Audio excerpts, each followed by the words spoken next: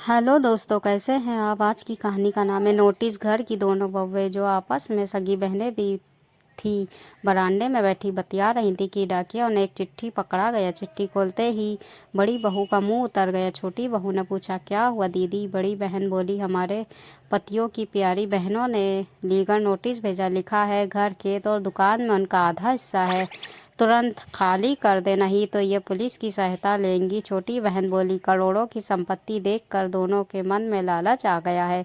अपने ही भाइयों का हक मारते हुए उन्हें शर्म नहीं आ रही है। बड़ी बहन ने अपने वकील जीजा को फोन मिलाकर पूछा कि इसका क्या उपाय है। जीजा ने कहा, इसका कोई उपाय नहीं है। घर खेत और दुकान पुश्तैनी है, उनमें से उन दोनों का भी आधा हिस्सा बनता है। अगर वो मांग रही हैं तो देना ही पड़ेगा। दोनों के पति दुकान पर थे, उन्हें तुरंत फोन करके बुला लिया गया। वो बेचारे सीधे साधे इंसान थे, दुकानदारी के सिवा उन्हें कुछ भी नहीं आता था। घर में दोनों की पत्नियों की चलती थी, वो चाहती वही होता था। बेचारे पति दिन भर मेहनत करते थे और दोनों बहनें दिल खोल कर पैसे उड़ाती थी। सास ससुर के गुजर जाने के बाद तो वो दोनों बेलगाम हो गई थी। उन्हें रोकने टोकने की हिम्मत उनके पतियों में नहीं थी। बच्चों की वजह से भी दोनों भाई चुप थे। बड़ी बहू बोली, देखो तुम्हारी बहनों की करतूत, घर दुकान और खेत में से आधा हिस्सा मांग रही है। बड़ा भाई बोला, ये सब तुम दोनों बहनों की वजह से हुआ है। पिछले साल तुमने उन्हें रक्षाबंधन पर भी नहीं बुलाया था। तुम दोनों उनके अपने ही घर पर कुंडली मार कर बैठ गई हो। तुम्हारे कारण करोड़ों की जायदाद उन्हें देनी पड़ेगी। तुम दोनों ने उनका मायका ही खत्म कर दिया है। अब अपना हिस्सा नहीं मांगेंगी तो क्या करेगी।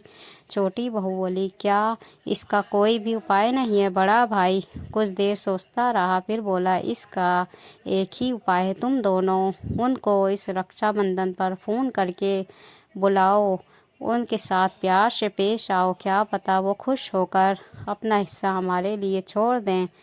बड़ी बहू बोली, क्या वह ऐसा करने से मान जाएंगी। बड़ा भाई फिर बोला, उनके बच्चों की शादी में भात भी भरना पड़ेगा, कर सकोगी ये सब। छोटी बहू बोली, भात में जितना खर्चा आएगा उनमें से 50 गुना ज़्यादा यहाँ उनके हिस्से की संपत्ति है। छोटा भाई बोला, ये सब तुम दोनों को याद रहता तो आज ये नोटिस की नौबत ही नहीं आती।